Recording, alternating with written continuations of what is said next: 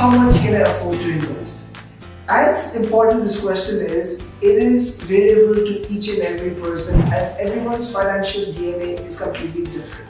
But after much research, we have come to a conclusion where we actually have a thumb rule of how much you should ideally keep aside for your future goals. Okay? We call it the 532 rule. Okay? Now, out of every 10 rupees that I'm earning, I can divide my money into three basic categories.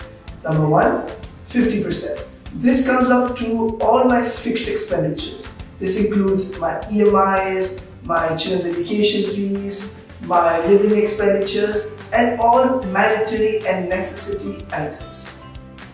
Coming to the second part, the 30% rule, which is the 3 out of the 10, it includes all my lifestyle activities. This could be funding some hobbies of mine, like if I like mountain climbing, or if I like traveling the world, keeping some money aside for these hobbies. This 30% is that part which keeps us alive, which is very important, which includes your shopping expenses as well. Now, the remaining of the 20% includes the amount of surplus that you should keep aside for your future goals. Your future goals being retirement, your children's education, the mandatory goals should always be prioritized first.